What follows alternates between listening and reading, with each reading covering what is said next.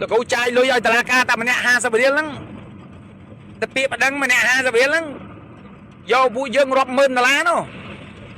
លោកគ្រូមានអីដែលខាតបងអ្នកដែលខាតបងទីឯងទី1សូមជំងឺចិត្តលោកគ្រូផលប៉ះពាល់ការងារទី2ហើយទៅបងលុយឲ្យតឡាការទៀតសិស្សស្រីចំនួន6នាក់ដែលមកពីស្រុកអូយ៉ាដាវខេត្តរតនគិរីយើងណាបាទសិស្សទាំង6នាក់ហ្នឹងដែលគាត់បញ្ចប់ការសិក្សាមធ្យមគេហៅសិក្សាទុតិយភូមិណាថ្នាក់ទី12ចប់ហើយគាត់រកការងារធ្វើកន្លងទៅនេះ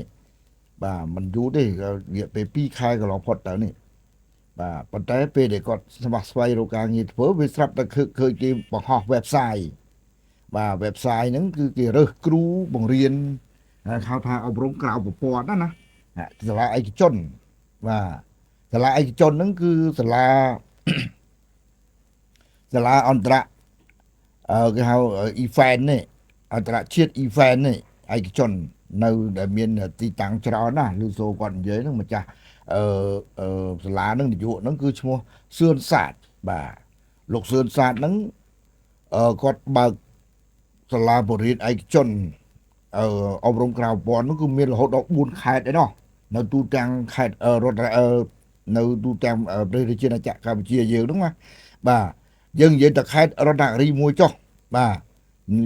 លើកខេត្តរតនគិរីយើងមួយព្រោះយើងនៅខេត្តរតនគិរីនេះយើងត្រូវនិយាយរឿងខេត្តរតនគិរីបាទសិស្សទាំង6នាក់ដែលអញ្ជើញមកពីខេត្តស្រុកបអូយ៉ាដាវនោះដែលសិស្សទាំង6នាក់ដែលខ្ញុំរៀបរាប់ឈ្មោះបន្តិចទៀតនេះបាទដែលគាត់ដាក់ពាក្យជាប់ទៅធ្វើជាគ្រូបង្រៀនបាទឲ្យសាលាឯកជនអន្តរជាតិ event ដែលមានស្ថិតនៅស្រុកបកែវហើយនឹងអីនៅខេត្តមណ្ឌលគិរីមួយទៀតហ្នឹងហើយដែលចឹងសិស្សទាំង6ហ្នឹងសុទ្ធតែសិស្សស្រីបាទខ្ញុំសូមរៀបរាប់ឈ្មោះដូចខាងក្រោមទី1ឈ្មោះប៉ាន់មូលីកាបាទយើងមិនដាក់ឈ្មោះដាក់អាយុអីទេដឹងតែភេទស្រីហើយបាទ2ឈ្មោះសុករិនដានីកា3ឈ្មោះរចំច័ន្ទរ៉ាឌីទី4ឈ្មោះហមវណ្ដាទី5ឈ្មោះសនលេងហៀងអានឹងទី6ឈ្មោះពួយទ្វីនអយបាទឈ្មោះចូលជាដើមបន្តិចយើងនេះសិស្សស្រីទាំង6នាក់នេះរស់នៅក្នុងស្រុកអូយ៉ាដាវរបស់ខេត្តរតនគិរីយើងអានេះលាថ្ងៃទី6មីនាឆ្នាំ2025ម្សិលមិញនេះគាត់អញ្ជើញមកដល់ស្នាក់ការផ្សាយរបស់ MD បាទលោកម៉ៃឌិនម្សិលមិញគាត់មកពឹងពាក់បាទសារព័ត៌មានឲ្យជួយផ្សព្វផ្សាយនិងស្វែងរកយុត្តិធម៌ជូនពួកគាត់ពាក់ព័ន្ធទៅនឹងលោកគ្រូឈ្មោះសឿនសាទដែលជានាយកសាលានិងជាម្ចាស់សាលាឯកជនអន្តរជាតិ Ifano ចោទគាត់ថាបានឆោបោកក្រុមអ្នកគ្រូវ័យក្មេងៗទាំង6នាក់នេះឲ្យទៅស៊ីឈ្នួលបង្រៀនសិស្សហើយមិនបានគោរពតាមកិច្ចសន្យាការងារនោះទេអានឹងការលើកឡើងរបស់សិស្សទាំង6ណានឹងខ្ញុំសូមស្រង់សម្ដីរបស់គាត់បន្តិចទៀតអាចនឹងចាក់សលេងគាត់ដឹងនេះបាទប៉ុន្តែខ្ញុំអានឲ្យអស់សិនបាទដូចជាទី1បង្រៀនសិស្សលើសម៉ោងក្នុងនោះជាដើមក្នុងមួយថ្ងៃបង្រៀនរហូតដល់11ម៉ោងយើងសរុបទាំងពីរពេលពេលព្រឹកនិងពេលល្ងាចបាទអានឹងវាមាននៅក្នុងកិច្ចសន្យារបស់គាត់ប៉ុន្តែយើងរាប់មើលទៅដូចជា11ម៉ោងក្នុងមួយថ្ងៃគាត់បរៀននោះដល់ឡែកចំណុចទី2ធ្វើការចាប់ពីថ្ងៃច័ន្ទដល់ថ្ងៃសុក្រក្នុងមួយសប្តាហ៍ក៏ប៉ុន្តែថ្ងៃសៅរ៍និងថ្ងៃអាទិត្យឲ្យពួកគាត់ចេញធ្វើទីផ្សារកណ្ដាលហាលថ្ងៃជាធ្នូនឹងលុយបាយទៅវិញអត់បានសម្រាប់សោះសៅរ៍អាទិត្យណាគាត់និយាយចឹងហើយផ្សេងមិញជាមួយមុខកាមេរ៉ាអ្នកសារព័ត៌មានយើងបាទដោយសារសម្ពាធពីលោកនាយកសឿនសាទខ្លាំងពេកអ្នកគ្រូសិស្សទាំង6ស្រីទាំង6នាក់នោះក៏សម្រេចចិត្តដែលចាក់ចេញបោះបង់សាលារបស់ឯកជនរបស់លោកសឿនសាទនោះតែម្ដងបាទជាហេតុបង្កឲ្យលោកនាយកសឿនសាទកាត់ទុកសុកចិត្តខឹងសម្បាជាខ្លាំងនឹងអ្នកគ្រូក្រមុំទាំងនោះក៏សម្រេចចិត្តដាក់ពាក្យប្តឹងក្រុមអ្នកគ្រូទាំង6នាក់នោះឡើងទៅតុលាការ ហើយទៀមទាសំណងបាត់បង់ខូចខាតពេលវេលាកិត្តិយសរហូតដល់$10,000ឯណោះងាប់ហើយច្រើនម៉ែឯគ្នាមានលុយណាហើយលោកអិតព័ត៌មានយ៉ាងណានោះសូមប្រិយមិត្តត្រង់អាដាមឲ្យលោកជំទាវលោកស្រីនាងកញ្ញាចូលទៅសម្ដាប់បទសម្ភាសជាមួយនឹងយើងខ្ញុំមិនសមមិញនេះថ្ងៃ6នេះទៅមុខកាមេរ៉ា MD បាទដូចតទៅបាទសូមអនុញ្ញាតក្មួយហ្នឹងហើយក្មួយឈ្មោះអីដែរ ខ្ញុំឈ្មោះប៉ាន់ម៉ូលីកា អាយុប្រហែល អាយុ21ឆ្នាំ 1ឆ្នាំជនជាតិអី ជនជាតិខ្មែរ ទីលំនៅបច្ចុប្បន្ននៅ ភូមិបាក់ធំឃុំបាក់ញ៉ៃស្រុកអូយ៉ាដាខេត្តរតនគិរី អូខេជប់ក្មួយខាង ខ្ញុំឈ្មោះសនលេងហៀង សុំខ្លាំងតិច សនលេងហៀង អាយុប្រហែលឆ្នាំ អាយុ17ឆ្នាំ ជនជាតិអីដែរ ជនជាតិខ្មែរ ហ្នឹងហើយក្មួយខាងនោះក្មួយខាងនោះណា ចាពួកខ្ញុំឈ្មោះសុកលលានិកា ហ្នឹងហើយ ចា អាយុប្រហែលឆ្នាំនេះ ខ្ញុំ20ឆ្នាំថ្មីបង ជនជាតិអី ខ្មែរបង ទីលំនៅបច្ចុប្បន្នណា នៅឃុំប៉ាតេស្រុកអូយ៉ាដា ស្រុកអូយ៉ាដាក្មួយខាងក្រោយសុំបន្តិចឈ្មោះអី ឈ្មោះហមវ៉ាន់ដា អាយុប្រហែលណាឆ្នាំ អាយុ18ឆ្នាំ ជនជាតិអី ជនជាតិខ្មែរ នៅភូមិណាខេត្តណា នៅភូមិប្លង់ឃុំប៉ាតេស្រុកអូយ៉ាដាខេត្តរតនគិរី ជប់ក្មួយខាងនោះ ខ្ញុំឈ្មោះរចាំចាន់រ៉ាឌី ហើយជនជាតិអី ជនជាតិភ្នង អាយុប្រហែលណាឆ្នាំនេះ អាយុ19 19ណា 19ឆ្នាំថ្មី 19ឆ្នាំឥឡូវនេះចង់ដឹងថាតើក្មួយទាំង5រូបនេះមកបន្ទប់ផ្សាយរបស់លោកពូនេះមានកិច្ចការអីដែរអញ្ចឹងយើងជួបជាមួយក្មួយទាំងអស់គ្នាតែម្ដងតើ ចង់រយយុទ្ធធម៌ត្រង់ថាដែលខ្ញុំទៅព្រៀននៅសាលានៅខាងស្ថាប័នមួយហ្នឹងគឺគាត់ឲ្យបើកប្រាក់ខែខ្ញុំមានហាក់បើកដែរប៉ុន្តែបើកយឺតយ៉ាវដោយមានការនិយាយថាដូចថាគាត់បើកយឺតអញ្ចឹងគាត់និយាយថាអាណាព្យាបាលបងយឺតគ្រួសារគាត់មានធុរៈឬគ្រួសារគាត់ស្ម័គ្រនៅមន្ទីរពេទ្យដោយការនិយាយលេសជាច្រើនទៅមកទៅបានប្រាក់ខែ អូខេបងអូនអាចនិយាយដំណើរដើមរឿងជូនទស្សនិកជនយើងបន្តិចមើលពាក់ព័ន្ធនឹងកិច្ចការងារនេះបងអូនអាចនិយាយតាំងពីការងារតំណាក់តំណងរហូតដល់ចាប់ផ្ដើមធ្វើការរហូតដល់ពេលបញ្ចប់ការងារ ជំនាញដំបូងហ្នឹងគឺខ្ញុំរៀនទី12ចប់ភ្លាមខ្ញុំបានដាក់ពីរកការងារធ្វើដើម្បីបែបថាយើងរៀនតាំងពីថ្នាក់តូចដល់ថ្នាក់ធំយើងចេញរកការងារធ្វើដើម្បីជួយដោះបញ្ហាក្នុងគ្រួសារតិចតួចដើម្បីរកថវិកាជួយគ្រួសារខ្លះទៅក៏ខ្ញុំបានឃើញស្ថាប័នមួយដែលគេផុសបុគ្គលិកអញ្ចឹងខ្ញុំក៏បានទៅដាក់ពាក្យចូលទៅក៏បានគាត់ឆ្លើយតបមកខ្ញុំថាជាប់ហើយគាត់នឹងព្រៀនគ្រូថាព្រៀនគ្រូកសលខ្ញុំប៉ុន្តែជាក់ស្ដែងគឺគាត់ព្រៀនដែរប៉ុន្តែអត់ព្រៀនជាមួយខែទេព្រៀនបានត្រឹមតែមួយអាទិត្យអញ្ចឹងព្រៀន2ដងហ្នឹងគឺហើយឲ្យពួកខ្ញុំចូលព្រៀនឆាយយកហ្មងបន្តមកទៀតក៏ខ្ញុំព្រៀនរហូតដល់ដែលត្រូវបាប់ប្រាក់ខែគឺអត់បើកឲ្យទេតតែយើងទៅទាយមិនហាត់ដល់ថ្ងៃគឺមានទេប្រាប់ហ្នឹងត្រូវបើកលុយអត់ទេគឺយើងអ្នកទៅប្រាប់គាត់ឲ្យគាត់លេះថាអាណាព្យាបាលបងយឺតលេះនេះលេះនោះនិយាយទៅធ្វើឲ្យពួកខ្ញុំទាំងអស់គ្នាសម្រាប់អ្នកធ្វើការដើម្បីប្រាក់ខែមិនមែនធ្វើការដើម្បីតែបានបាយមួយមុខទេអញ្ចឹងណាហើយមួយទៀតសំបីដើរទីផ្សារថ្ងៃសៅរ៍ថ្ងៃអាទិត្យសួរពួកខ្ញុំបានសម្រាប់អត់បានសម្រាប់ដើរទីផ្សារគ្រប់ខេត្តដែលខេត្តណាដែលគាត់ដាក់សាខានៅហ្នឹងគាត់ដើររកអតិថិជនដើម្បីឲ្យកូនគេចូលរៀនសាលាអញ្ចឹងណា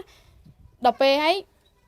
ពួកខ្ញុំដើរពេលខ្លះដើរថ្ងៃក្តៅមែនតែពួកខ្ញុំអត់មាត់ទេហើយសួរថាប្រាក់ខែអត់បានហើយទីផ្សារដើរលុយទីផ្សារក៏អត់បានទៀតគឺដើរសឹងតែមួយអាទិត្យដើរគឺដើរពេញហ្មងអត់មានថាបានចូលសម្រាប់នៅផ្ទះខ្លះសូមត្រឡប់មកក្រោយបន្តិចពេលដែលក្រុមក្មួយទៅបង្រៀនសិស្សហ្នឹងពើរៀននៅខេត្តណាដែរ ខ្ញុំនៅខាងខេត្តរតនគិរីស្រុកបកែវ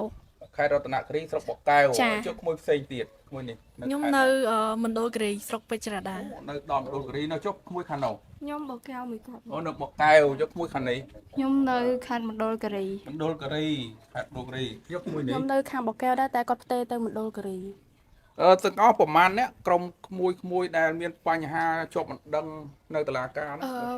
នាក់ 6នាក់ឥឡូវនេះគឺយើងមកចូលរួមនៅនេះតែ5នាក់ទេ ចាដោយសារតែមួយទៀតគាត់តែឆ្ងាយអញ្ចឹងទៅ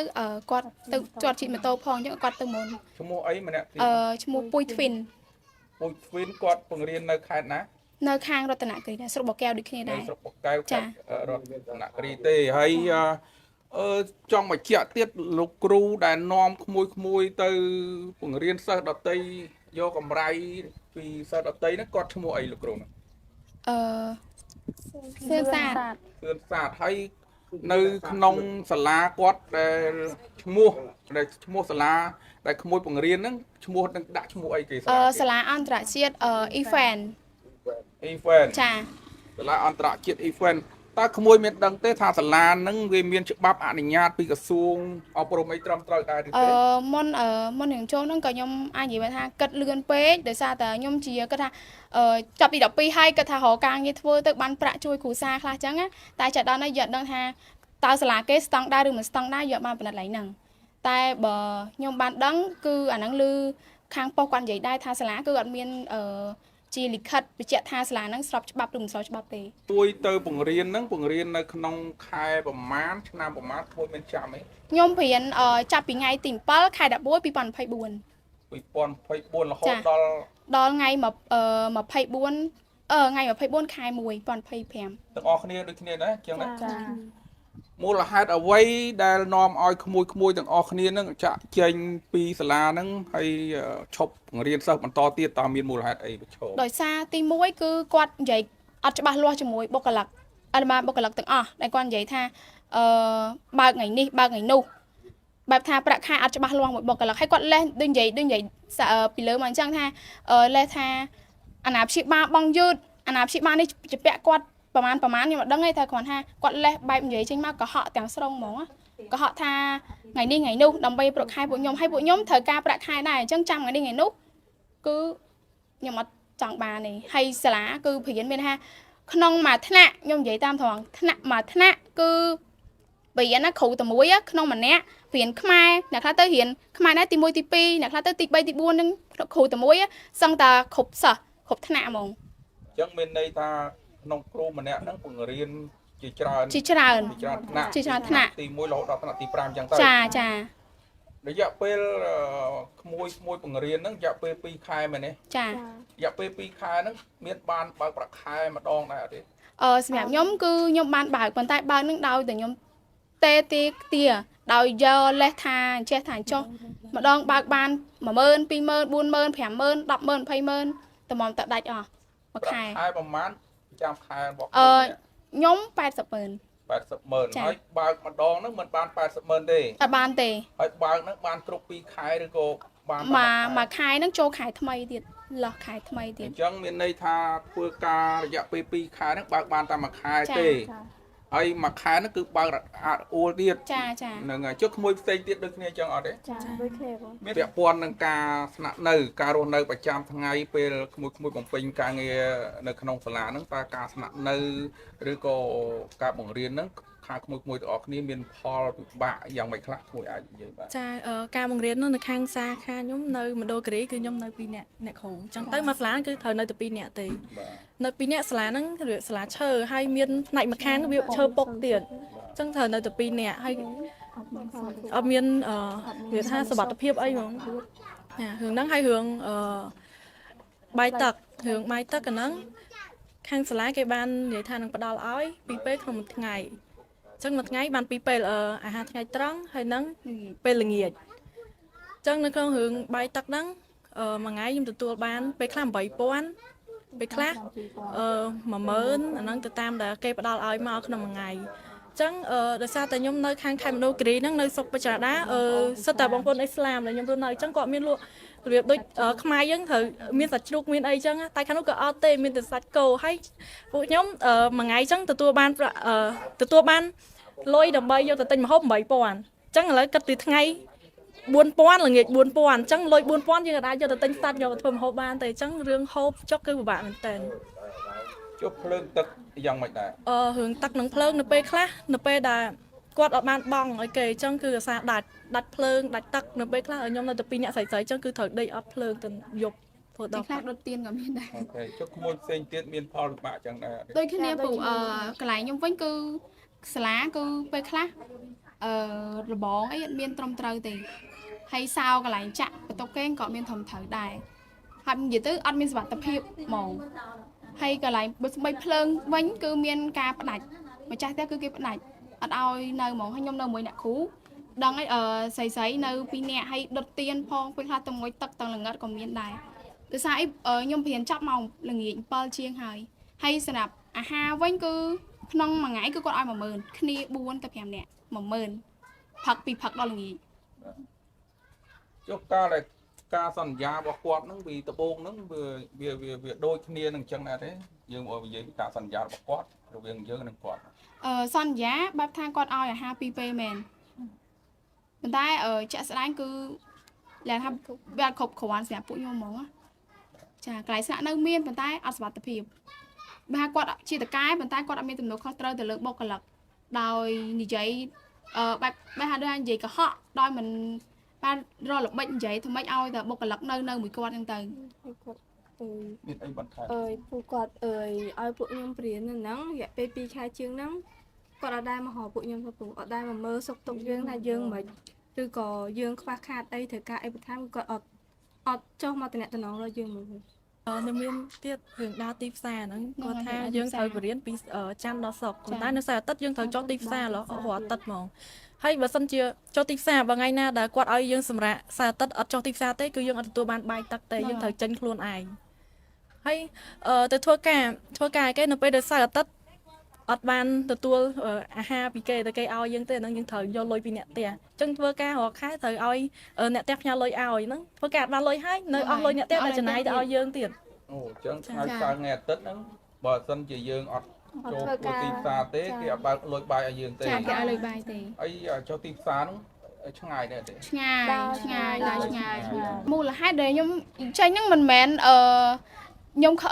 រាន់ថានេះភ្លាមចេញភ្លាមទេគឺខ្ញុំប្រាប់គាត់ដែរប្រាប់ថាលោកគ្រូខ្ញុំបើសិនជាលោកគ្រូបើដាក់ខែខ្ញុំទេគឺខ្ញុំនឹងទៅផ្ទះហើយសម្រាប់ធ្វើការហើយមួយទៀតពេលដែលខ្ញុំចេញហ្នឹងគឺគេបដាច់ភ្លើងម្ចាស់ផ្ទះបដាច់ភ្លើងឆឹងហ្មងសួរពួកខ្ញុំស្រីដាច់ភ្លើងហើយនៅតែ2នាក់3នាក់គ្រូប្រុសដែរតែប្រុសគាត់នៅផ្ទប់ផ្សេងអញ្ចឹងអត់មានសមត្ថភាពពួកខ្ញុំទេឆ្ងាយគ្នាទៀតមកបន្ទប់ទៀត អញ្ចឹងមានន័យថាយើងបានជូនដំណឹងទៅគាត់ដែរ ជួនដែរពេលមួយទៀតគាត់បាននិយាយប្រាប់ថាប្រាប់អាណាព្យាបាលថាបើសិនជាគាត់បានដាក់ខែឲ្យមិនមិនប្តឹងមូលហេតុដែលខ្ញុំមិនប្តឹងគាត់ដោយសារអីខ្ញុំនៅក្មេងៗអញ្ចឹងអត់ដឹងថាអាការចូលច្បាប់ចូលតឡាការចូលអីបែបមិនអីទេគឺមុននឹងខ្ញុំចេញមកហ្នឹងគឺគាត់បានគម្រាមកំហែងពួកខ្ញុំដែលជាបុគ្គលិកទាំងអស់ថាគាត់នឹងប្តឹងពួកខ្ញុំចូលតឡាការព្រមមិនតាន់ដោយខ្ញុំពួកខ្ញុំក៏មានសម្លេងដែរដែលគាត់បាននិយាយគម្រាមកំហែងពួកខ្ញុំដោយមានបង្ហាញប៉ូលីសមុខម្នាក់ដែលខ្ញុំអត់ស្គាល់អត្តសញ្ញាណរបស់គាត់ច្បាស់លាស់ទេគាត់បានបង្ហាញថាបើសិនជាមិនមកធ្វើការគាត់ទេគាត់នឹងប្តឹងចូលតុលាការព្រមបន្ទាន់ តើក្មួយមានអីសំណុំពរទៅថ្នាក់ដឹកនាំយើងជាពិសេសហ្នឹងគឺអាជ្ញាធរពាក់ព័ន្ធដូចជាស្ថាប័នតុលាការឥឡូវដូចជាឮថាក្មួយរងការបណ្ដឹងពីភាគីម្ខាងទៀតតើក្មួយទាំងអស់គ្នាមានអីសំណុំពរទៅថ្នាក់ដឹកនាំយើង ខ្ញុំចង់ក្រោយខ្ញុំសំណុំពរទៅច្បាប់ដែលគាត់រកយុទ្ធធម៌ឲ្យពួកខ្ញុំផងពួកខ្ញុំជាយុវជនចំនួនក្រោយដែលត្រូវបន្តវេនដើម្បីបណ្ដុះបណ្ដាលទៅក្មេងៗចំនួនក្រោយទៀតឲ្យគាត់ចេះដឹងថាខ្ញុំជាគ្រូអញ្ចឹងខ្ញុំចង់ខ្លាចជាគ្រូបរិញ្ញាខ្ញុំចង់តែចំណេះដឹងដែលខ្ញុំមានឲ្យទៅក្មេងៗចំនួនក្រោយឲ្យគាត់ស្គាល់អក្សរបានច្បាស់ហើយមួយទៀតដែលគាត់ប្តឹងរឿងហ្នឹងវាមិនមែនជារឿងប៉ាត់ទេ ខ្ញុំសនំពរទៅដល់អនុនាំជួយរកយុទ្ធធម៌ឲ្យពួកខ្ញុំផងព្រោះឲ្យពួកខ្ញុំដូចជាជនរងគ្រោះទាំងមូលហ្មងណាដែលគាត់ចោទប្រកាន់ហ្មងដោយឲ្យទៅពួកខ្ញុំទៅបរៀនហើយអត់បើកឲ្យខ្ញុំទៀតប្រាក់ខែបើកដោយរអាក់រអួលហើយគាត់បានប្រើពាក្យនិយាយថាពួកខ្ញុំខ្ចីលុយគាត់មុនអញ្ចឹងណាអញ្ចឹងខ្ញុំសូមឲ្យច្បាប់រកយុទ្ធធម៌ឲ្យពួកខ្ញុំផង បាទសម្ដេចទ្រង់ឯកឧត្តមអរលោកស្រីប្រិយមិត្តជាទីរាប់អាន បាទនេះគឺជាការលើកឡើងរបស់ក្មួយស្រីបាទដែលជាគ្រូបង្រៀននៅសាលាឯកជនមួយបាទឈ្មោះថាសាលា E-Friend អញ្ចឹងបាទហ្នឹងហើយហើយការអះអាងរបស់គាត់នេះគឺគាត់បានលើកឡើងថាមុននឹងចេញវគ្គចាក់ចេញពីសាលាឈប់បង្រៀនហ្នឹងគាត់បានជូនដំណឹងហើយទៅខាងលោកសឿនសាទហ្នឹងបាទ ហើយក៏មានសេចក្តីកិច្ចសន្យានេះបាទកិច្ចសន្យានេះគឺគាត់សរសេរមកថានៅក្នុងនេះគឺខ្ញុំនឹងអានកិច្ចលិខិតរបស់គាត់មើលគាត់អានសរសេរថាម៉េចបាទកិច្ចសន្យាស្នើសុំពីថ្នាក់ដឹកនាំបាទអានេះគឺឈ្មោះនាងខ្ញុំឈ្មោះប៉ាន់ម៉ូលីកាបាទគឺក្នុងតំណាងគ្រូទាំងអស់ទាំង6នាក់ហ្នឹងបាទភេទស្រីអាយុ20ឆ្នាំ ស្ថិតនៅភូមិប៉ក់ធំឃុំប៉ក់ញ៉ៃស្រុកអូយដាវខេត្តរតនគិរី កាន់អត្តសញ្ញាណប័ណ្ណលេខ240 18 70 36បាទលេខទំនាក់ទំនង097 93 42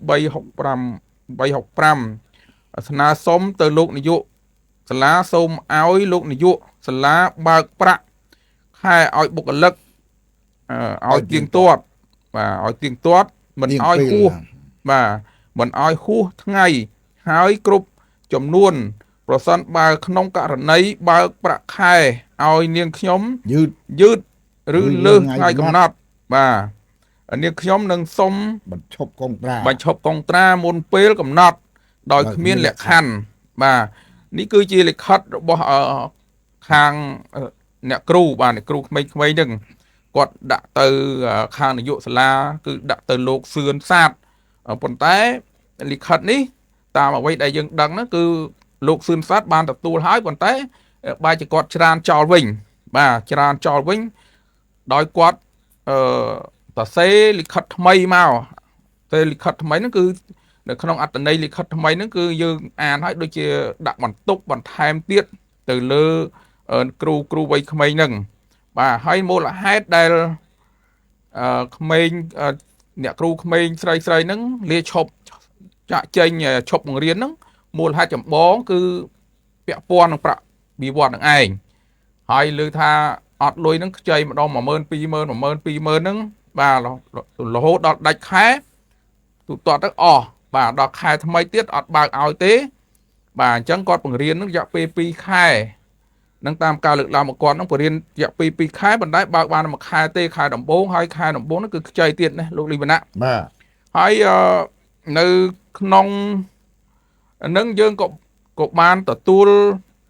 ព័ត៌មានពីលោកសឿនសាទដែរបាទដែលគាត់ទូរស័ព្ទមកក្រុមការងារយើងកាលពីយប់មិញខ្ញុំនឹងចាក់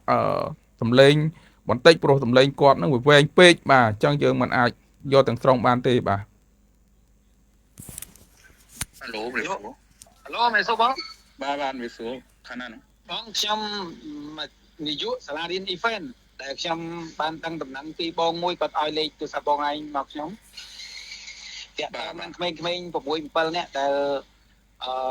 គាត់ជាមនុស្សដែលមិនគ្រប់ច្បាប់ហើយគាត់ជាមនុស្សដែលខលខូចព្រោះគាត់មិនបានធ្វើលក្ខន្តិកៈហើយ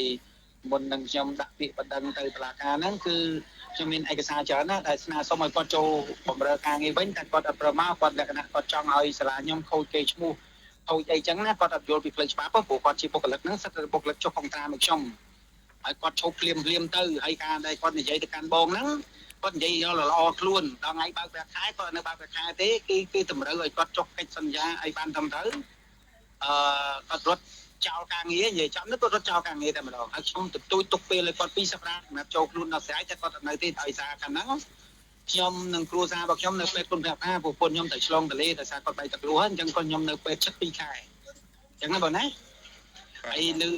លើថាបងអី6នាក់ទៅពឹងពោអីបងផ្សាយណានៃពីផលប៉ះពាល់សាលាខ្ញុំអញ្ចឹងខ្ញុំកំពុងតែរងគ្រោះបងផ្សព្វផ្សាយទៀតធ្វើឲ្យខ្ញុំនេះធ្ងន់ជាន់លើធ្ងន់អញ្ចឹងបាទនេះគឺជាការបកស្រាយរបស់លោកគ្រូសឿនសាទបាទប៉ុន្តែគាត់បកស្រាយវែងពេកបាទចូលខែជិត1ម៉ោងអញ្ចឹងយើងយកតែខ្លឹមសារនៃការបកស្រាយទេហើយតាមពិតហ្នឹងគាត់បកស្រាយហ្នឹងក៏មិនខុសដែរដោយសារអ្នកគ្រូទាំង6នាក់ហ្នឹងគាត់មុននឹងបង្រៀនហ្នឹងគាត់បានចុះកុងត្រាជាមួយលោកសឿនសាទដែរអញ្ចឹងលោកលីវណ្ណៈជួយអានកុងត្រាកិច្ចសន្យាគាត់តិចមើលតើគេសរសេរថាម៉េចបាទនេះខ្ញុំសូមលើកយកកិច្ចសន្យាការងាររវាងសាលាអន្តរជាតិ event ជាមួយនឹងនាយកជោគបាទនាយកជោគបានន័យថាអ្នកណានាយកជោគហ្នឹងនាយកជោគហ្នឹងនាយកជក់ហ្នឹងហើយពួកគេទាំង6នាក់ហ្នឹងហើយឥឡូវយើងយកតំណាងមកមួយចុះបាទកិច្ចសន្យាការងារនាមកតនាមហោមបណ្ដាភេទស្រីអាយុ18ឆ្នាំសញ្ជាតិខ្មែរថ្ងៃខែឆ្នាំកំណើតថ្ងៃ24ដុល្លារឆ្នាំ2006អត្តសញ្ញាណប័ណ្ណអត់មានទេមុខតំណែងគណនេយ្យទទួលប្រាក់ខែ 80,000 រៀលទីកន្លែងរស់នៅបច្ចុប្បន្នភូមិប្លង់ឃុំប៉ាតេស្រុកអូយ៉ាដាវខេត្តរតនគិរីលេខទូរស័ព្ទ097 62 41និង900 កិច្ចសន្យាការងារបុគ្គលិកនយោជកបានព្រមព្រៀងតាមលក្ខខណ្ឌដូចខាងក្រោម 1. នយោជកនិងបុគ្គលិកបានចុះកិច្ចសន្យាការងារ3ឆ្នាំ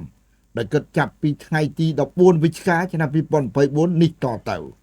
2. បុគ្គលិកទទួលបានជាបុគ្គលិកពេញសិទ្ធិក្រោយបញ្ចប់វគ្គបណ្ដុះបណ្ដាលរយៈពេល1ខែក្រោយបញ្ចប់វគ្គបណ្ដុះបណ្ដាលនឹងទទួលបានប្រាក់បៀវត្សចាប់ពីថ្ងៃទី14ខែធ្នូឆ្នាំ2024 3. បុគ្គលិកត្រូវគោរពតាមបទបញ្ជាផ្ទៃក្នុងរបស់សាលាដែលបានចែងតាមប្រការ1ដល់ប្រការ15ដែលបានជាប់ជាមួយនឹងកិច្ចសន្យាការងារ 4. បុគ្គលិកមិនត្រូវយកការងារផ្ទៃក្នុងរបស់សាលាទៅឲ្យដៃគូដែលមានមុខរបរដូចគ្នាឬធ្វើជាភ្នាក់ងារសាលាដទៃនិងនិយាយជាសាធារណៈ 5. បុគ្គលិកត្រូវគោរពពេលវេលានិងម៉ោងធ្វើការដែលនយោបាយបានកំណត់ចាប់ពីថ្ងៃច័ន្ទដល់ថ្ងៃសុក្រ 5 ថ្ងៃក្នុងមួយសប្តាហ៍និងម៉ោងចូលបម្រើការងារវេលាម៉ោង 6:30 នាទីព្រឹកដល់ម៉ោង 11:00 នាទីព្រឹកវេលាម៉ោង 12:30 នាទីថ្ងៃត្រង់ដល់ម៉ោង 7:00 នាទីល្ងាចអញ្ចឹងបានន័យថាយើងបូកចូលគ្នា11ម៉ោងក្នុងមួយថ្ងៃទាំងព្រឹកទាំងល្ងាច 6. កិច្ចសន្យាការងារនេះបុគ្គលិកទទួលបានថ្ងៃឈប់សម្រាកចំនួន10ថ្ងៃក្នុងមួយឆ្នាំចូលឆ្នាំ5ថ្ងៃនិងភ្ជុំបិណ្ឌ5ថ្ងៃបញ្ជាក់បុគ្គលិកពុំមានសិទ្ធិទៅបម្រើការងារសាលាដទៃបានទេនៅពេលមិនទាន់បញ្ចប់កិច្ចសន្យាការងារជាមួយសាលាបុគ្គលិកឈប់មុនកុងត្រាត្រូវសង5ខែនៃប្រាក់ខែទទួលបានថ្ងៃ14ខែវិច្ឆិកាឆ្នាំ2024ហើយទលេខាស្នាមមេដៃឆ្វេងស្ដាំម៉មហោមវណ្ដាអានឹងនយោបាយគាត់សញ្ញាដែរសឿនសាទបាទឥឡូវនេះ បាទ យើង ហ្នឹងលោកលីបណ្ណៈយើងមើលកិច្ចសន្យាការងារហ្នឹងគឺបើយើងមើលទៅអានេះត្រូវចូលទៅមន្ទីរការងារទីរៃបាទពាក់ព័ន្ធនឹងមន្ទីរការងារខេត្តនិងមន្ទីរអប់រំខេត្តបាទយើងបាច់និយាយដល់ក្រសួងទេយើងនិយាយត្រឹមខេត្តទៅបានហើយដោយឡែកយើងក៏លេខមើលកិច្ចសន្យាការងារនេះកិច្ចសន្យាការងារនេះគឺគាត់ទៅសេនៅខ្លួនឯងវាយត្រាខ្លួនឯងរៀបចំដោយខ្លួនឯងគាត់ដាក់មួយសប្តាហ៍គឺ5ថ្ងៃពីថ្ងៃច័ន្ទដល់ថ្ងៃសុក្រណាលោកលីបណ្ណៈបាទហើយតាមការលើកឡើងរបស់អ្នកគ្រូក្មេងៗហ្នឹងគាត់ថាថ្ងៃសៅរ៍ថ្ងៃអាទិត្យមិនឲ្យគាត់សម្រាកទេឲ្យដើរធ្វើទីផ្សារឲ្យដើរធ្វើទីផ្សារទៀតអាហ្នឹងជាធ្នូនឹងជាធ្នូបាយថ្លៃបាយ បាទហើយបើគាត់មិនដើរទេចឹងខាងនយោបាយមិនទម្លាក់លុយឲ្យទេសម្រាប់បាយមួយថ្ងៃពីរថ្ងៃហ្នឹងមានន័យថាថ្ងៃក្នុងថ្ងៃសៅរ៍ថ្ងៃអាទិត្យបើគាត់ដើរទីផ្សារបានដាក់លុយបាយឲ្យណាបើមិនដាក់មិនដើរទីផ្សារទេមិនឲ្យលុយបាយទេហ្នឹងគាត់និយាយចឹងហ៎បាទហ្នឹងគាត់លើកឡើងចឹងហើយគ្រូក្មេងៗណាកិច្ចសន្យាការងារនេះបាទហើយកិច្ចសន្យានេះ3ឆ្នាំហ្នឹងគឺបើយើងនិយាយទៅយើងក៏ចង់សួរទៅខាងមន្ទីរការងារដែរធម្មតាកិច្ចសន្យាការងារពេលដែលចូលដំបូងគេធ្វើកិច្ចសន្យាតែម្ដងឬមួយក៏រងចាំគេហៅថាសាកល្បងសិនបាទរយៈពេលប្រហែលខែតម្រាំទៅទុកចិត្តគ្នាតម្រាំគេថាបសំគេថាឲ្យវាស៊ាំ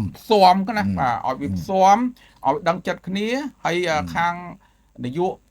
ក្រុមហ៊ុនឬក៏នយោបាយសាលាហ្នឹងគាត់សិក្សាថាមនុស្សហ្នឹងអាចធ្វើការឲ្យគាត់បានអត់អាហ្នឹងបានគាត់ភាសាចង់យកមនុស្សហ្នឹងមកធ្វើប៉ុន្តែនេះគឺចាប់បខំធ្វើកិច្ចសន្យាតែម្ដងកុងត្រាតែម្ដងកុងត្រាតែម្ដងអានេះគេហៅថាចាប់ស្វាមកបួសណាបាទហ្នឹងហើយហើយអញ្ចឹងយើងក៏មានហេតុផលដែរដោយសារក្មេងៗវាមិនទាន់មានបទពិសោធន៍អញ្ចឹងទៅចេញពីសាលាហ្នឹងថាកុងត្រាកិច្ចសន្យាអីទេណាយើងនិយាយពីចំណុចហ្នឹងហេតុផលហើយមួយទៀតហេតុផលមួយទៀតអាហ្នឹងពាក់ព័ន្ធនឹងមន្ទីរការងារបាទមេតាជួយពិនិត្យមើលផងមន្ទីរការងារខេត្តបាទតាមច្បាប់ព្រះរាជាណាចក្រកម្ពុជាគឺអនុញ្ញាតឲ្យធ្វើការតាមនយោជកមួយហ្នឹងគឺកម្មករនយោជកឲ្យធ្វើតែ8ម៉ោងក្នុងមួយថ្ងៃទេប៉ុន្តែឥឡូវនេះកិច្ចសន្យានេះមានបោកទាំងប្រថាប់ត្រាទាំងអីនេះគឺរហូតដល់មួយថ្ងៃ11ម៉ោង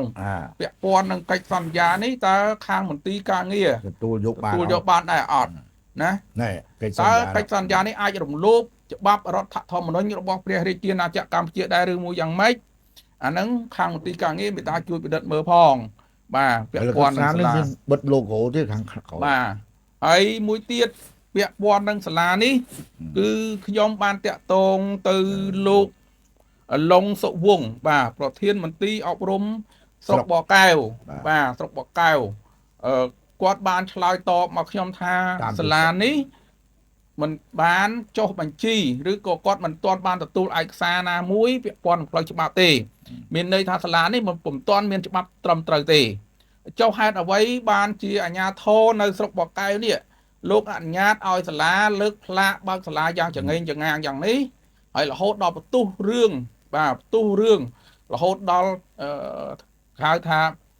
យកធម្មតាកូនយើងកូនគេសិតតែកមុំក្មេងៗផងហើយឲ្យទៅដើរដេកទៅពីទៅពីគ្មានគេហៅថាសន្តិសុខបាទអសវត្ថភាពអសន្តិសុខនេះគឺតើយើងទុកចិត្តបានដែរទេបាទកូនខ្ញុំក្តីកូនអស់លោកក្តីតើលោកមានការបារម្ភទេពេលដែលកូនកំមុំអស់លោកដើរទៅសងព្រេងបាទទៅដេកនៅសាលាដេកនៅកន្លែងផ្សេងមិនណាឆ្ងាយមិនត្រឹមតែខេត្តរតនគិរីទេអ្នកខ្លះដេកទៅដល់មណ្ឌលគិរីទៀតហើយឮថាអានេះបន្ទប់ដេកហ្នឹងមានអរិញសភាពបែកលហែកពុកឈើផងបាទពេលខ្លះដាច់ភ្លើងហើយចុងក្រោយនេះហេតុបានជាគាត់ចាក់ចែងមកហ្នឹងគឺដោយសារបិទភ្លើងម្ចាស់ផ្ទះគេបិទភ្លើងថាឮថាមិនបងលុយមិនបងអីឲ្យខាងម្ចាស់ផ្ទះចឹងគេផ្ដាច់ភ្លើងផ្ដាច់ទឹកអញ្ចឹងគ្នាក៏ទ្រាំមិនបានគ្នាក៏រត់ចេញទៅហើយមុននឹងរត់ហ្នឹងគ្នាក៏បានជូនដំណឹងហើយបាទជូនដំណឹងហើយថាបើមិនបើកលុយទៀងទាត់បាទមិនគោរពកិច្ចសន្យាការងារទេពួកគាត់នឹងលាឈប់ហើយនៅបានទេមានអីស៊ីមានអីស៊ីនៅលោកលីវណ្ណៈបាទជីវិតគេជីវិតយើងចូលយើងនឹងទ្រាំលំបាកដែរលោកលីវណ្ណៈបើជាប្រុសវិញលោកលីវណ្ណៈអាចទៅទ្រាំជាមួយបានទេប្រាក់ខែ80,000 រៀលហើយ80,000 រៀលឥឡូវនេះគឺមិនមែនដូច80,000 ពីមុនទេเนาะពិបាកណាស់80,000 រៀលតិចបំផុតបាទនឹងប្រិមិត្តយើងតិចបំផុតហើយលោកលីវណ្ណៈហើយបើដូចអស់យើងអ្នកខ្លះ80,000 រៀលចាយបានមួយថ្ងៃផង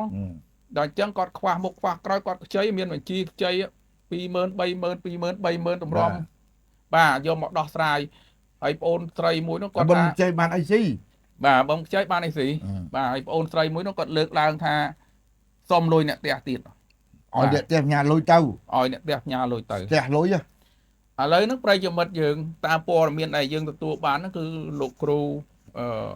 សឿនសាទហ្នឹងគាត់ដាក់បណ្ដឹងទៅតុលាការសាលាដំបងខេត្តរតនគិរីបាទទាជំងឺចិត្តរហូតដល់$10,000នោះសម្រាប់6-7នាក់ពួកគាត់ហ្នឹងប៉ុន្តែនៅក្នុងកិច្ចសន្យាការងារនេះអត់មានដាក់អញ្ចឹងទេអត់មានប្រឹងទៅតុលាការទេនៅក្នុងចំណុចចុងក្រោយនេះចំណុចចុងក្រោយបញ្ជាក់បុគ្គលិកពុំមានសិទ្ធិទៅបម្រើការងារសាលាដទៃបានទេនៅពេលមិនទាន់បញ្ចប់កិច្ចសន្យាការងារជាមួយសាលាបុគ្គលិកឈប់មុនកុងត្រាណាចូលចំណុចហ្នឹងណាត្រូវសង5ខែនៃប្រាក់ខែទទួលបានបាទហ្នឹងហើយអានេះកិច្ចសន្យាការងារយ៉ាងម៉េចអញ្ចឹងយើងធ្វើកិច្ចសន្យាយើងអត់ទាំងគោរពកិច្ចសន្យាអត់ផ្សេងខ្លួនឯងអត់ប្តឹងគ្នាទៅតុលាការប្តឹងគ្នាទៅតុលាការឥឡូវបើប្តឹងក៏ប្តឹងចោះយើងមិនថាទេប៉ុន្តែប្តឹងហេតុអីក៏ប្តឹងឲ្យលើសពីចំនួនកិច្ចសន្យាការងារធម្មតានៅក្នុងកិច្ចសន្យាការងារបើសិនជានយោជកហើយលើកហើយតែគ្រូបង្រៀនណាឈប់មុនកុងត្រាត្រូវសងទៅសាលា5ខែអញ្ចឹងប្រិមិត្តយើងគុណមើលពិចារណាទៅបាទគុណមើល80គុណនឹង5ទៅបាទយើងគិតថា$200ចុះ$200គុណនឹង5ទៅវាស្មើនឹង1000បាទយើងគិតលេខមូលណាហ្នឹងហើយគិតអញ្ចឹងទៅឃើញ1000ទេអញ្ចឹងគួរតែប្តឹងដាក់ប្តឹងទៀតតែ1000មិនត្រូវក្នុងម្នាក់ឲ្យតែប្តឹងគ្នាចង់ទៀត$10,000បាទហើយនៅក្នុងឃ្លីបឆាតឆ្លើយឆ្លងគ្នាជាមួយគ្រូក្មេងៗហ្នឹងមានប្រើទាំងពាក្យគម្រាមចាប់ដាក់គុកចាប់អីវាយខ្នោះវាយអីយកមានរូបសមត្ថកិច្ចយើងណាដឹងថាគាត់ដឹងទេរូបសមត្ថកិច្ចហ្នឹងសម័យខ្លួនដឹងឬក៏មិនដឹងយើងមិនដឹងទេណាប៉ុន្តែគាត់បាញ់អារូបសមត្ថកិច្ចហ្នឹងពាក់សាក់ប្រមាណនេះយកមកឲ្យមើលនេះគម្រាមនេះហើយឮថាឲ្យលុយតុលាការប្រមាណ50រៀលក្នុងម្នាក់បងបន្ទុកបាទប៉ុន្តែអញ្ចឹងនៅក្នុងឃ្លីបហ្នឹងនិយាយថាម៉េចឲ្យតុលាការមិន50ក្នុងម្នាក់ចាប់វាដាក់គុកអីណាមើលឃ្លីបហ្នឹងអាចធីយើងអាចបញ្ចេញមកឃ្លីបហ្នឹងទៀតទេឃ្លីបដែល ដែលគាត់និយាយ ដែលគាត់និយាយគម្រាមទៅគ្រូស្ត្រីបាទក្មេងស្រីនោះបាទ នេះតក់ស្ល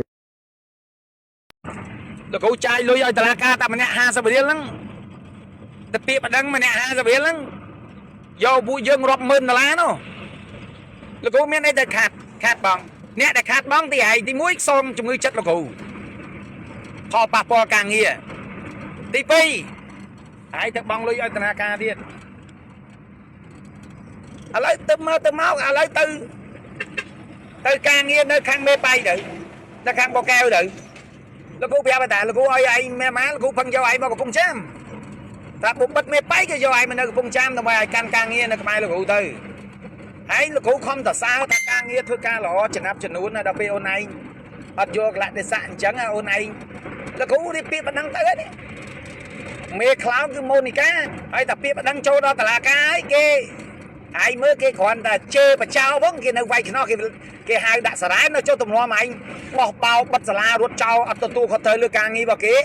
ហើយសួរថាឯងទោសធ្ងន់ប៉ុណ្ណាហើយតាគេចូលកោះហៅហើយអូនឯងមិត្តគុំសុំវល់លោកគ្រូក៏លោកគ្រូអត់មានលើកលែងដែរតែបើអូនឯងឡើងមកឲ្យទាន់ងាកហ្នឹងអាហ្នឹងអូនឯងអាចលោកគ្រូនឹងលុបឈ្មោះចោលពីការពាក្យបណ្ដឹងរបស់លោកគ្រូអូនឯងចាំទុកណាកាលណាលោកគ្រូពាក្យបណ្ដឹងហើយគឺអូនឯងអាចនឹងប្រឈមមុខនឹងតម្រូតឬក៏បោកគេចូលចាប់អូនឯងក៏ផ្ទះកុំថាអូនឯងនៅហ្នឹងលោកគ្រូបានធ្វើបញ្ជីឈ្មោះ7នេះហើយសម្រាប់អ្នកដែលមានកំហុសបញ្ហាប៉ុន្តែបងប្អូនមកធ្វើការលោកគ្រូដកវិញអញ្ចឹងដាក់ណានណាមិនមកធ្វើការទេស្អែកតែគ្មានវត្តមានអ្នកណាចូលធ្វើការហ្នឹងលោកគ្រូប្តឹងហើយប្តឹងទៅខាងនៅប្តឹងប៉ុស្តិ៍នេះណាអូនប្តឹងទៅតុលាការនៅខេត្តហ្មងលោកគ្រូមានសិទ្ធិព្រោះពួកយើងចុះកងត្រាជាមួយលោកគ្រូហើយទុកកូនសិស្សចោលកណ្ដាលទីមិនកើតបង្កបញ្ហាចលាចលមិនកើតបាទលោកលីវណ្ណៈពាក្យនេះគឺលោកលីវណ្ណៈមើលចង់និយាយថាពាក្យហ្នឹងគម្រាមឬមួយយ៉ាងណាថ្ងៃហ្នឹងអូនមតិមហាជនវិភាគមហាជនលោកចាណាមើលទៅតើភាសាហ្នឹងគម្រាមឬមួយក៏យ៉ាងម៉េចបាទហ្នឹងហើយដោយសារគាត់យកលុយគាត់អាងថាមានលុយយកឲ្យតឡាការម្នាក់ទៅ50រៀលតឡាការវាយខ្នោះដល់ផ្ទះទៅចាប់ដល់ផ្ទះដល់ផ្ទះដល់អីគេជេរបចោគ្នានៅវាយខ្នោះបាទសូម្បីគេជេរបចោគ្នាទៅចាប់វាយខ្នោះដល់ផ្ទះបាទនេះទុកឲ្យមហាជនបាទលោកចាណាមើលទៅបាទហើយដោយឡែកលោកគ្រូសឿនសាទហ្នឹងគាត់បានបកស្រាយចេះត្រង់ចំណុចនេះគាត់បានបកស្រាយថាលុយហ្នឹងគឺសម្រាប់បងពួនគាត់ថានិយាយគាត់អត់សម្ដៅរត់ប្លង់ដីក៏គេបងពុនមុនដែរហ្នឹងហើយថាលុយហ្នឹងគឺគាត់និយាយតែគាត់និយាយចង់សម្ដៅទៅលើពួនទេលើពួនហ្នឹងហើយគាត់ថាដាក់ពាក្យបណ្ដឹងហ្នឹងក៏ត្រូវបងពួនជូនរត់ដែរបាទហើយចុះដាក់បងពួនជូនរត់មិនក៏មិននិយាយថាបងពួនទៅសម្ដេចនិយាយវាយខ្នោះចុះអាខ្នោះហ្នឹងបងពួនដែរអត់អញ្ចឹងបានថាពិបាកដែរដល់គាត់ដោះសារអញ្ចឹងមានខាងសាលាដំបងទេដែលលោកមានសុភវិនិច្ឆ័យដើម្បីដោះស្រាយយើងមិនកាន់ជើងខាងណាលំអៀងខាងណាទេប៉ុន្តែអ្វីដែលយើងនិយាយនេះគឺយើងនិយាយតាមភាគីទាំងសងខាងបានផ្ដល់ឲ្យយើងបាទហើយសូមអរគុណដល់លោករត់សារ៉នបាទគាត់បានខមមិនមកថាកិច្ចសន្យាសាកល្បងទូទៅ3ខែក្រោយមកបន្ទាប់ពីចប់កិច្ចសន្យាសាកល្បងត្រូវកិច្ចសន្យាពេញលេញពេញសិទ្ធយ៉ាងយូររយៈពេល2ឆ្នាំករណីមិនបន្តកិច្ចសន្យាដោយមិនផ្ដល់ដំណឹងឬធ្វើការបន្តអាចចូលក្នុងកិច្ចសន្យាគ្មានពេលកំណត់ដោយគ្មានការធ្វើការ8ម៉ោងក្នុងមួយថ្ងៃបាទហ្នឹងហើយត្រឹមត្រូវបាទត្រឹមត្រូវលោកសារ៉នខ្ញុំក៏ចង់បញ្ជាក់ដែរថាកិច្ចសន្យាគាត់នេះគឺចូលភ្លាមធ្វើកិច្ចសន្យាភ្លាមហើយកិច្ចសន្យានេះមិនមែនជាកិច្ចសន្យាសាកល្បងទេ3ឆ្នាំនេះគឺកិច្ចសន្យាយកจากផ្លូវការតែម្ដងហើយដោយសារក្មេងៗគាត់ហៅថាអ្នកស្រាវចូលក្រុងលោកលីវណ្ណៈគ្នាមានធ្លាប់ស្អីទៅចាញ់ពីរៀនហើយឆ្លងវគ្គប្រវត្តិសាស្ត្រអីឃ្លានការងារបាទស្រីឃ្លាននឹងការងារក៏ដាក់ភ្លាមដោយឃើញភ្លាមឆ្លាញ់ផ្លែតនៅឃើញភ្លាមឆ្លាញ់ផ្លែតដាក់ទៅផ្លឹបខុសផ្លាញណាហ្នឹងហើយអញ្ចឹងហើយបានថាអ្វីដែលយើងគិតទៅវាលឿនពេកចង់ពេកវានាំឲ្យខាត់បងនៅពេលក្រោយនេះខ្ញុំចង់បញ្ជាក់ឲ្យគាត់ទៅសេនៅក្នុងកិច្ចសន្យាការងារនេះបុគ្គលិកឈប់មុនកងត្រាត្រូវសង5ខែនៃប្រាក់ដឹកខែដែលទទួលបាននេះយើងអនុវត្តតាមនេះទៅដើម្បីទៅប្រឹងគ្នាទៅតុលាការនោះស្អី បាទហើយប្តឹងទៅតុលាការទារឡើង10លាន100000 $10,000 បាទ នោះ 100000 បាទ ហើយចុះយើងប្រើគេលើសម៉ោងកំណត់នេះ អឺ ណាលើសម៉ោងកំណត់ដល់លោកសរននេះលោកសរនជួយមើលនេះមើល អឺ លោកសរនបានដឹងថាធ្វើការក្នុងមួយថ្ងៃ8ម៉ោងប៉ុន្តែនៅក្នុងកិច្ចសន្យាការងារនេះគឺគាត់សរសេរច្បាស់ណាស់ពេលវេលាធ្វើការនេះគឺពេលព្រឹកម៉ោង6:30ចេញវិញនៅម៉ោង11ព្រឹកដល់សៀលម៉ោង12:30ចេញវិញនៅម៉ោង7ម៉ោង7យប់បាត់ហើយបាទហើយគាត់ស្ត្រីផងហើយឲ្យគាត់ចេញយប់ព្រៀបសំណាងឲ្យដែលអត់មានពួកបែកថ្នាំទៅធ្វើបាបណាធ្វើបាបទៅវាយ៉ាងម៉េចចង់មកទេកូនគេកូនខ្ញុំលោកអើយលោកហើយវាធ្វើដល់ថ្នាក់ហ្នឹងនឹងឲ្យសុំឲ្យតែច្បាប់ជួយបាទថ្នាក់នាំជួយពិនិត្យបច្ច័យរឿងហ្នឹងមែនទែនផងបាទតែយ៉ាងនេះងាប់ហើយអាជ្ញាធរស្រុកបកកៅលោកពិនិត្យមើលផងសាលារៀនហ្នឹងមិនទាន់មានច្បាប់មានទម្លាប់ផងហើយឲ្យបើកក្រឹកក្រែងចឹងទៅហើយយ៉ាងម៉េចពាក់ព័ន្ធនឹងការងារហ្នឹងបាទនេះខ្ញុំនិយាយតាមលោកលងសាវងទេបាទប្រធានមន្ត្រីអប់រំស្រុកបកកៅទេថាគាត់មិនទាន់ឃើញមានច្បាប់មានទម្លាប់អីទេច្បាប់ទៅដល់ដៃគាត់ទេអញ្ចឹងមានន័យស្មើនឹងវាអត់ច្បាប់ យើងមានសម្លេងគាត់ណាតែយើងមិនចាក់ទេសម្លេងនេះតែយើងអត់បញ្ចេញសម្លេងលោកប្រធានមន្ត្រីទេបាទយើងរក្សាសិទ្ធិប៉ុន្តែគាត់ថាលោកប្រធានមន្ត្រីហ្នឹងបានផ្ដល់ព័ត៌មានមកតាមទូរស័ព្ទហ្នឹងគឺថាគាត់មិនទាន់បានទទួលឯកសារទេបាទមិនទាន់បានទទួលឯកសារហ្នឹងបើមិនបានទទួលឯកសារពីសាលាហ្នឹងស្មើនឹងអត់ហើយចុះហេតុអីបានជាអនុញ្ញាតឲ្យបើកយ៉ាងកក្រឹកកក្រែងយ៉ាងនេះបាទចឹងហើយបានថាយើងត្រង់ចំណុចនេះយើងពិបាកដែរនោះលោកលីវណ្ណៈហើយបាទឲ្យខាងនេះគាត់វិភាគ បាទបងប្អូនប្រិយមិត្តយើងបាទហើយនៅក្នុងឯកសារនេះមានប្រើឡូហ្គោក្រសួងហើយឡូហ្គោស្អីទេនេះក្នុងកិច្ចសន្យានេះយើងក៏មិនដឹងថាមិនខាងក្រសួងអប់រំហ្នឹងគេបាទប្រិយមិត្តយើងមើលនៅក្នុងឡូហ្គោផនហ្នឹងមានអានេះគឺជាឡូហ្គោក្រសួងឬមួយក៏យ៉ាងណាទេខ្ញុំក៏មិនស៊ីជម្រៅដែរអូគេដាក់ថាក្រសួងអសរនោះគេដាក់ក្រសួងអប់រំយុវជននិងកីឡានោះក្រសួងតាបាទក្រសួងបាទធម្មតាតាមអ្វីដែលខ្ញុំដឹងខ្លះហ្នឹងគឺថាតាមអាជីវកម្មឯកជនអានឹងហៅអាជីវកម្មអីបើកសាលាឯកជនអាជីវកម្មអីហើយនោះមានដាក់ឡូហ្គោពីចំហៀងពីខាងមួយខាងនោះបោះក្រសួងមួយខាងនោះដាក់សាលាអន្តរជាតិបាទនោះក្រសួងនោះបាទអញ្ចឹងគាត់យកផ្លាកក្រសួងស្មើនឹងរបស់រដ្ឋបាទអានឹងស្មើរបស់រដ្ឋអានឹងហាក់ដូចជារដ្ឋកិច្ចពន្ធឬមួយយ៉ាងម៉េចយើងក៏មិនដឹងដែរបាទពលទូនទីនេះឲ្យទៅខាងមន្ទីរបាទមន្ទីរខាងមន្ទីរអប់រំទៅលោកពិចារណាមើលហើយតើវាត្រឹមត្រូវដែរឬមួយយ៉ាងម៉េចបាទហើយសាលាអន្តរជាតិហ្នឹងបើតាមយើងដឹងឈ្មោះអន្តរជាតិមែនប៉ុន្តែកន្លងមកពង្រៀនតែខ្មែរទេបាទអត់ពង្រៀនភាសាបរទេសទេបាទនឹងហើយអញ្ចឹងបានតែយើងពិបាកដែរត្រង់ចំណុចហ្នឹងហើយភាគីទាំងសងខាងហ្នឹងគឺនិយាយយកខុសយកត្រូវរៀងខ្លួនប្រឈមមុខដាក់ខ្លួនអញ្ចឹងសំណូមពរទៅអាយកាអមសាលាដំបងខេត្តរតនគិរីបាទមេត្តាជួយវិភាគនិងពិចារណាមើលគ្រប់ជ្រុងជ្រោយបាទ